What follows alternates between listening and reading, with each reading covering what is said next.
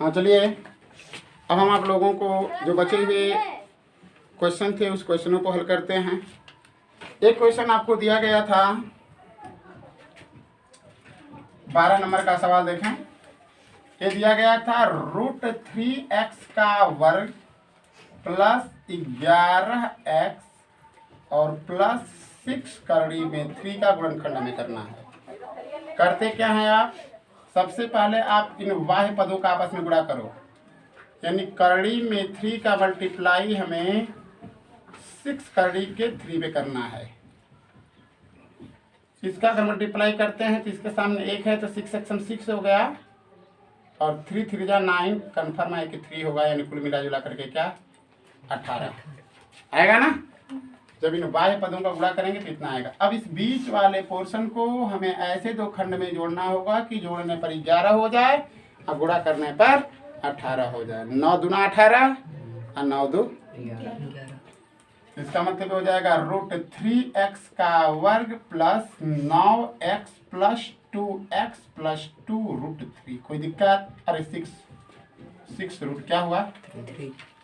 एक पद इसको कर लेंगे, एक पद इसको कर लेंगे। इसमें से हम कॉमन करते हैं √3x को, √3x। जब √3x को कॉमन करेंगे तो यहाँ पर क्या बचेगा x। अब यहाँ पे देखिए, यहाँ पर 9 है, यहाँ पर क्या है, तो ये तो कन्फर्म है ना कि 3 गुणित 3 है, लेकिन हमने इसमें से कॉमन क्या किया है ऋण 3। अरे करड़ी में 3, तो कन्फर्म है कि इसको अगर हमें लिखना होगा तो एक लिखेंगे करड़ी में 3 और एक लिखेंगे 3 करड़ी में 3, तभी ना 9 होगा वो। तो इसमें से जब करड़ी में 3 को हम कॉमन कर लिए तो बचा क्या +3 करड़ी में क्या बचेगा 3 बचेगा ना। इसमें से तो स्पष्ट नजर आ रहा है 2 कॉमन करना है, x प्लस 2 3 6 3 करड़ी के अंदर 3। ये दोनों सेम आया। गुणनखंड का यही तरीका है सही का पहचान। जब तक ये दोनों सही नहीं आएंगे तब तक मानिएगा कि सवाल कहीं ना कहीं आपसे गलती हुई है। अब क्या कर लेंगे, अब यही करेंगे, एक कोष्टक में x प्लस 3 करड़ी के अंदर 3 और दूसरे कोष्टक में करड़ी के अंदर 3x और प्लस क्या होगा 2। यही आपका क्या हो जाएगा आंसर हो जाएगा। 13 नंबर का सवाल। 13 नंबर का सवाल दिया गया था, गुणनखंड वाला है ना, a का पावर 5। ये सवाल था आपका, गुणनखंड करना है, वो थोड़ा विस्तार से है इसलिए उसको देखें आप।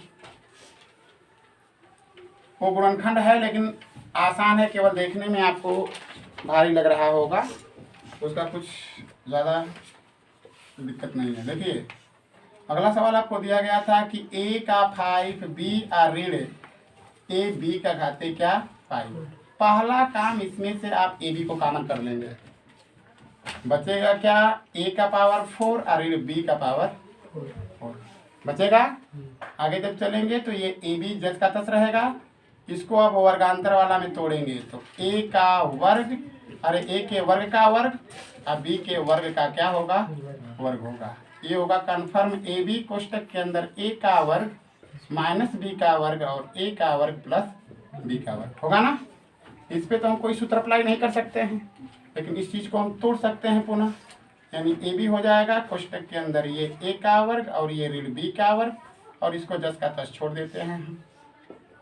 तो इसको हम लिखेंगे ए बी कोष्टक के अंदर, ये वर्गांतर का सूत्र है, कन्फर्म है कि a plus B a minus B a का वर्ग प्लस b का वर्ग। This is answer. यही आपका उत्तर है।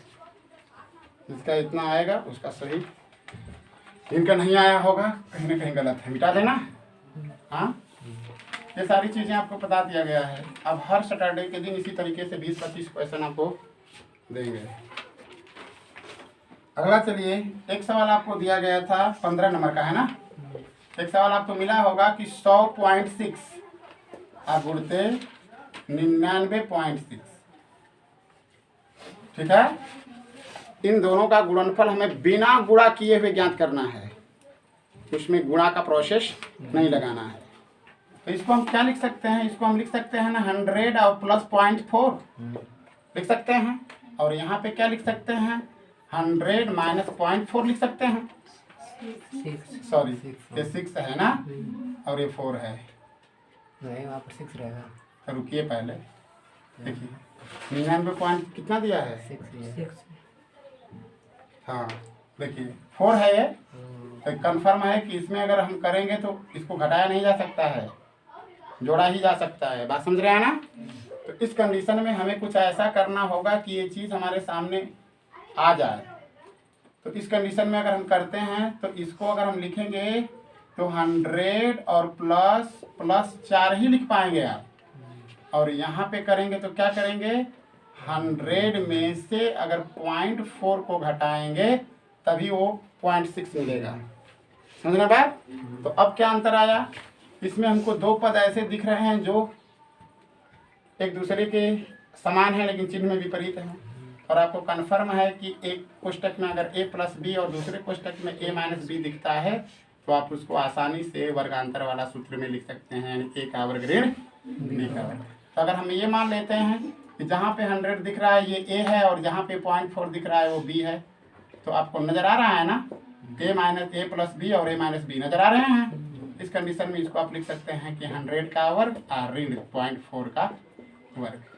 100 पर 4 जीरो हो जाएगा, अरे 1 पर 4 जीरो हो जाएगा, इसको करेंगे तो -1 पॉइंट क्या हो जाएगा 1.6। अब 1000 में से आपको घटाना है 0.16, 4 हो जाएगा, ये क्या हो जाएगा 8 हो जाएगा ना, 999। इसका मतलब ये हो जाएगा 999.84। विदाउट मल्टीप्लाई आपने इसको हल किया है, ठीक है। तो ऐसे सवाल ये कन्फर्म है कि वो ऐसे सवाल वो आता है कि कन्फर्म होना चाहिए। जैसे अगर दे देगा 21 गुणते 19 दे दिया, 21 गुणते 19 कहेगा कि बिना गुणा किए इसका गुणनफल निकालो, तो इसको हम लिखेंगे तो 20 प्लस 1 कर देंगे और यहाँ पे 20 माइनस 1 कर देंगे। ये ऐसा दिया ही रहता है कि उसको दो खंडों में आप तोड़ सकते हैं। समझ में आया। अब सर जीरो ना रहेगा, कहाँ पे का स्क्वायर किए तो हाँ सॉरी, ठीक है ना। तब तो इसका मतलब ये हो जाएगा क्या 9999। हाँ देखिए यहाँ पे थोड़ा मिस्टेक था, 100 का जब वर्ग करेंगे तो 1 पे 4 शून्य प्राप्त होगा, तो 1 पर 4 शून्य लिख करके इसमें से हमें 0.16 को घटाना है। तो ये 4 होगा, ये 8 होगा, लेकिन यहाँ पर 1 होगा तो, लेकिन यहाँ पर 4 हो तो 9 तो लिखबे करेंगे आप, यानी 9999.84, यही आपका उत्तर होगा। आगे चलते हैं। एक सवाल आपको दिया गया था गुणनखंड करने के लिए, 16 नंबर का सवाल था, उसको ध्यान से देखें। x प्लस 2y का वर्ग एक कोष्टक में है और ऋण दिया था x माइनस 2y का वर्ग दूसरे कोष्टक में है। ऐसे अगर सवाल आपके सामने आते हैं तो आपको उलझना नहीं है, सीधे अगर ये चीज़ें अलग अलग दिख रही हैं मान कर लगाएं सवाल को, कि माना x प्लस 2y जहाँ पर होगा हम वहाँ a लिखेंगे और जहाँ पर x माइनस 2y होगा वहाँ पर हम क्या लिखेंगे b लिखेंगे। माने हैं आप तो कन्फर्म है कि ये हो जाएगा a का वर्ग और यहाँ पे हो जाएगा माइनस b का वर्ग, होगा ना। तो इसको हम लिखेंगे तो a प्लस b और a माइनस b लिख देंगे कि पुनः a तथा b का मान, a तथा b का मान क्या करने पर रखने पर रख लेंगे आप। a का मान x प्लस 2y और प्लस x माइनस 2y एक कोष्टक में हो जाएगा, समझ रहे हैं। और दूसरे कोष्टक में x प्लस 2y ऋण है, ऋण b है, ये b का मान देख रहे हैं, कन्फर्म है कि ये ऋण x होगा आप प्लस 2y हो जाएगा, क्योंकि इसके सामने ऋण लगाना होगा तो हो जाएगा ना। ध्यान से देख लीजिएगा, a ऋण b का मान लिखते समय a का मान तो हमने लिख दिया है, यहाँ पे ऋण b लिखने के लिए इस b वाले पद के सामने माइनस लगाएंगे तो माइनस x होगा अब प्लस होगा। अब क्या करेंगे, माइनस 2y और प्लस 2y आपस में क्या हुआ कट गया, x मिल करके 2x हो गया। इसमें क्या कट रहा है, इसमें कट रहा है minus x plus x, minus 2 और प्लस 2 और प्लस 2 मिल करके प्लस 4y हो जाएगा। इनका मल्टीप्लाई कर देंगे तो 8xy, यही आपका क्या होगा आंसर। एक दूसरा भी तरीका है, अगर ऐसा लाइक न करते हों सीधे सूत्र यूज करेंगे। क्या यूज करेंगे, क्या यूज करेंगे?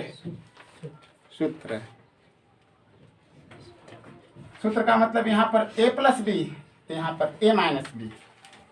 एक्स का वर्ग प्लस 2y का वर्ग माइनस 2 गुणते प्लस 2 गुणते x गुणते 2y। एक कोष्टक में होगा, फिर ऋण लगा देंगे। इसका करेंगे x का वर्ग प्लस 2y का वर्ग माइनस 2 गुणते x गुणते 2y। कोई दिक्कत? ना दिक्कत है? अंतवा में वही रिजल्ट मिलेगा।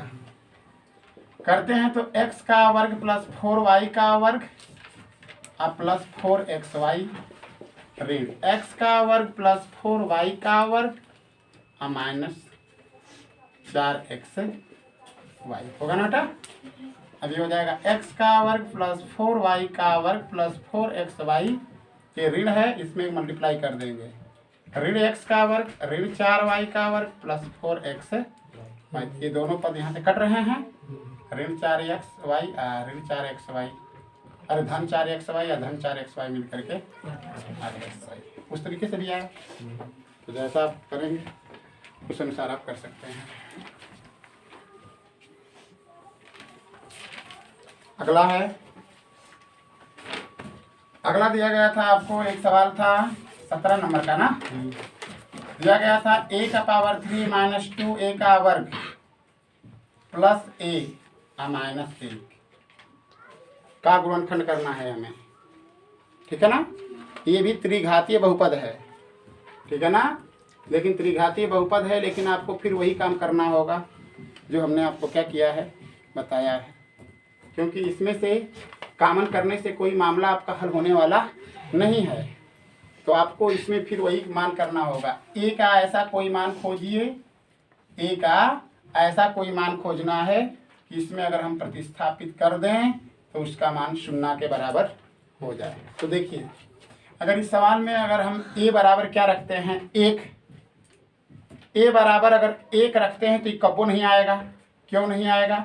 क्योंकि यहाँ पर 1 होगा और यहाँ पर 1 होगा, ठीक है ना? प्लस 2 हो जाएगा, लेकिन ये मिल करके -3 होंगे। -1 रख कर देखें, अगर x बराबर -1 रखते हैं तो यहाँ पर अगर रखते हैं तो ऋण 1 का पावर 3 ना, और ऋण 2 गुणते ऋण 1 का वर्ग प्लस -1 और -1 होगा ना। फिर आगे जब चलते हैं तो यहाँ पर -1 हो जाएगा, ये दोनों का हो जाएगा तो ये -2 हो जाएगा। ध्यान से देखिए, ऋण 1 का गुणा अगर 3 बार करते हैं अगर आप, तो ऋण 1 ही ना होगा। ऋण 1 का गुणा जब 2 बार कर दिए तो ये प्लस हुआ, लेकिन ये -2 हो जाएगा।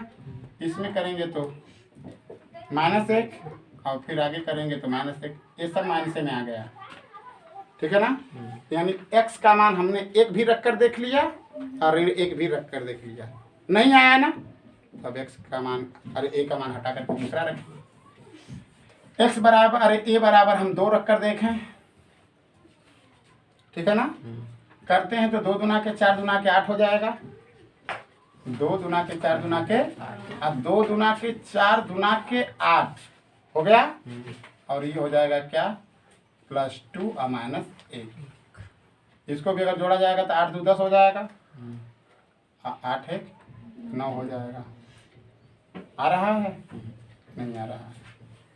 अगर x बराबर ऋण 2 रखे हैं, अगर हम x बराबर ऋण 2 रखें तो ऋण 2 का पावर 3 और ऋण 2 गुणते ऋण 2 का वर्ग और -2 -1।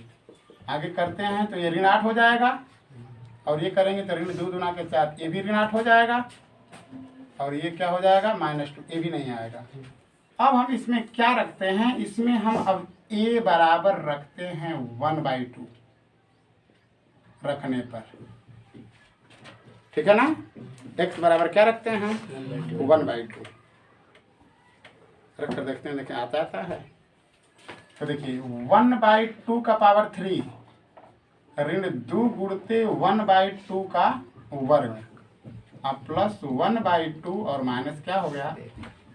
आगे जब चलते हैं तो यह 1/8 हो गया, समझ रहे हैं। 1 2 2 से ही कटेगा, ऋण 1/2 हो जाएगा, ऋण 1/2 और प्लस 1/2 2 हो गया और माइनस क्या हुआ 1, ये तो कट गया फिर भी नहीं आया। x का मान, अरे a का मान और रखिए। x अगर a का मान अगर हम इसमें रखते हैं 1/3 तब भी नहीं आएगा। अपने दिमाग से सोचिए क्या रखा जा सकता है। सवाल सही है ना, a का क्यूब माइनस 3a का वर्ग। तो यही पर गलती था, सवालिए गलती है तो कैसे आएगा रे तब। गजब के तुम लोग लड़के हो, सवाले जब आप गलत लिखेंगे तो उत्तर कहाँ से आएगा, खाएगा उत्तर। देखो सवाल है आपका a का पावर 3 और माइनस 3a का वर्ग, और ये क्या है +1 है, प्लस a है -1 है। अब तो आई ना जाएगा। हाँ क्या रखेंगे, x बराबर 1 रखकर देखो, a बराबर क्या रखने पर 1 रखने पर आ गया ना, सुनना हो जाएगा। क्या सोच रहा है तू लोग रे, a का पावर 3 ऋण 3a का वर्ग प्लस a ऋण 1 का घाते 3 ऋण 3 गुणते 1 का वर्ग धन 1 ऋण 1 हो गया। क्या हुआ 1 माइनस क्या हो जाएगा 3, फिर क्या हुआ प्लस 1 और माइनस 1 आ गया, नहीं आया। आगे रखिए, x बराबर अगर ऋण 1 रखा जाएगा तो ऋण 1 रखेंगे तो ये ऋण हो जाएगा, ये ऋण 3 हो जाएगा, ये ऋण 1 हो जाएगा, ये भी ऋण हो जाएगा।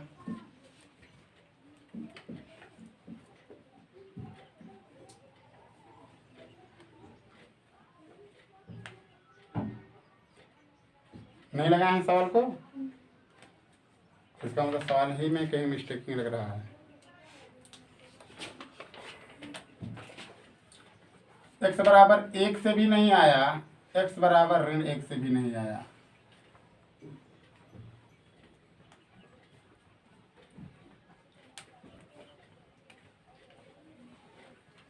चलिए इसको छोड़कर के आगे बढ़ते हैं, विचार किया जाएगा। अगला सवाल आपको दिया गया था, एक सवाल 18 नंबर का कि यदि f(x) = x का पावर 2 माइनस 3x प्लस 6 हो तो f-2 का वैल्यू क्या करना है, निकालना है। सीधे लिखेंगे,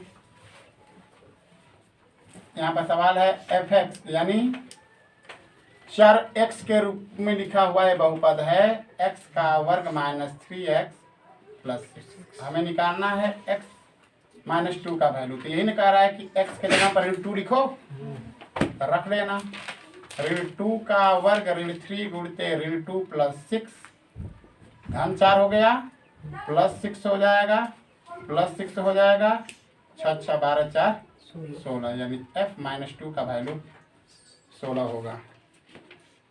ये तो आ गया होगा। हाँ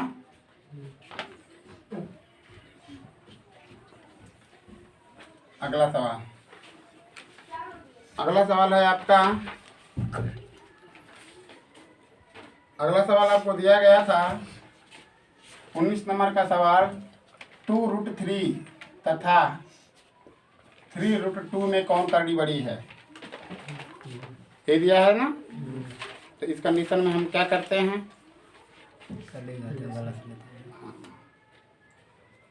ठीक है, इसमें जब तक हम करड़ी के अंदर वाली संख्या को बराबर नहीं करेंगे तब तक हमारा कोई मामला हल नहीं होगा।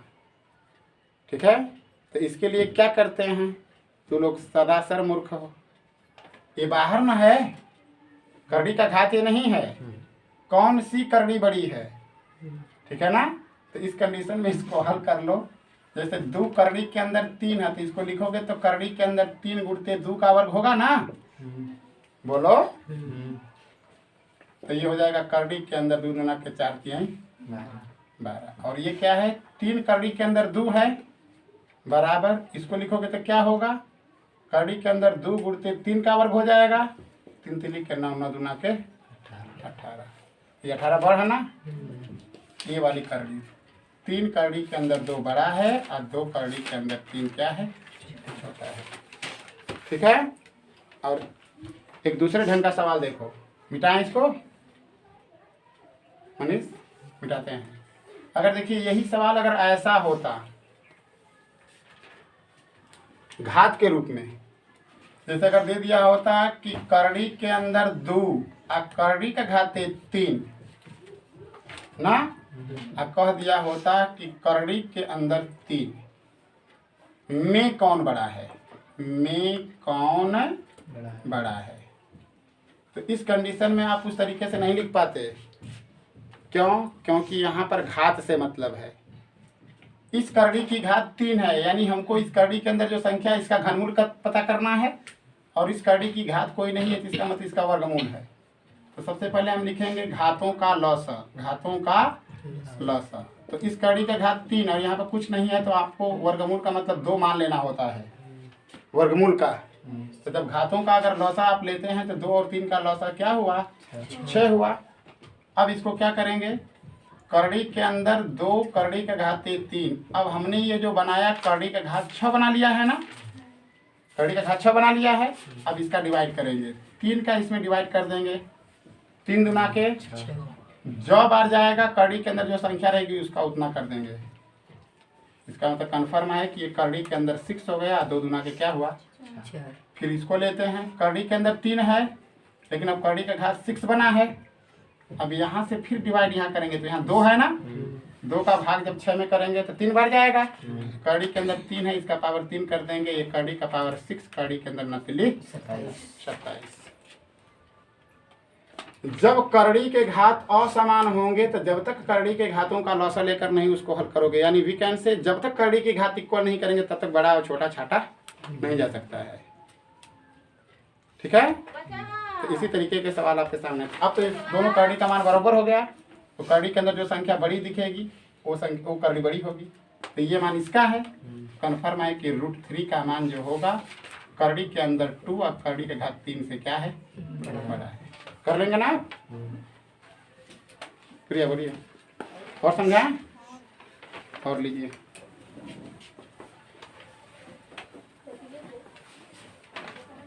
देखो कह देगा कि करड़ी के अंदर करड़ी के घाते 3, करड़ी के अंदर 4, और कह देगा कि करड़ी के अंदर 4, करड़ी के अंदर 2 में कौन बड़ा है, में कौन बड़ा है। बुझा था ना। फिर घात ले लेंगे, करड़ी के घातों का लौसा, घातों का लौसा तो बुझा था ना, 4 3 12। अब देखा करड़ी के अंदर 4 है, करड़ी का पावर 3 है, लेकिन अब करड़ी का घात क्या हमको बनाना है, 12 लिखना है। 12 लिख दिए। अब जो पहले करड़ी का घात था उस करड़ी का घात में लौसा वाले करड़ी के घात का भाग देंगे, तो 3 चौके 12, 4 बार जा रहा है। अब करड़ी के अंदर जो संख्या होगी उसका घात उतनी बार लिखेंगे।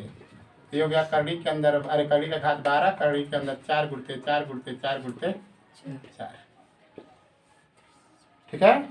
इस तक करेंगे तो ये हो जाएगा करड़ी के घाते 12, 4 चौके 16, 16 16 गुणा करेंगे, 6 6 के 36, 96, 6 1 6 5 256। हाँ बोलो जी, बोलो। नहीं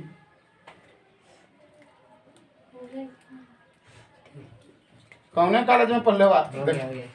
6 6 के 36 को 6 हाथ में 3 6 कम 36 9 1 6 के 6 हो गया ना। अब आगे आइए, करड़ी के अंदर 2 है, करड़ी का घात 4 है, करड़ी का घात 12 बना लिए हैं आप। 4 का भाग देंगे 3 बार जाएगा। अब करड़ी के अंदर जो संख्या है उसका पावर उतना बार कर दो। करड़ी के घाते 12 हुआ, 2 दूना के 4 दूना के 8। अब दोनों करड़ी का घात बरोबर होगा ना। हाँ, तो जो बड़ होगा तो बड़ा, जो छोटा हो छोटा। कन्फर्म है कि करड़ी के अंदर 4, करड़ी का घाते 3 बड़ा है, और करड़ी का घाते 4, करड़ी के अंदर 2 क्या है, छोटा है। और दें आ गया ना। चलिए बबीता, आप तो कुछ नहीं कर रहे हैं ना। बैठ करके चुपचाप अंगुली पटकाइए धीरे धीरे।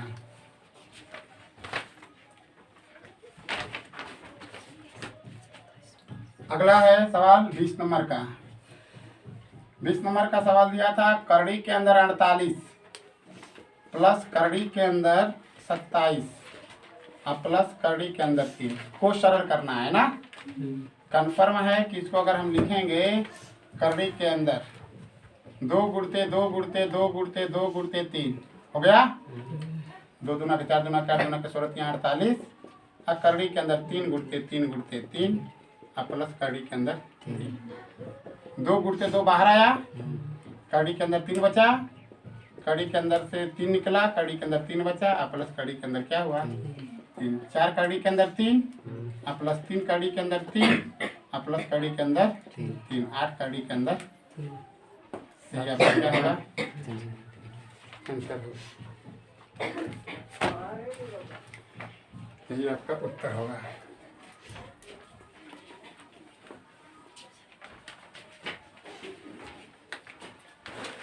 एक सवाल और है, 21 नंबर का सवाल था आपका, रूट के अंदर 6 और रूट के अंदर 3 का परमेकरण करना है।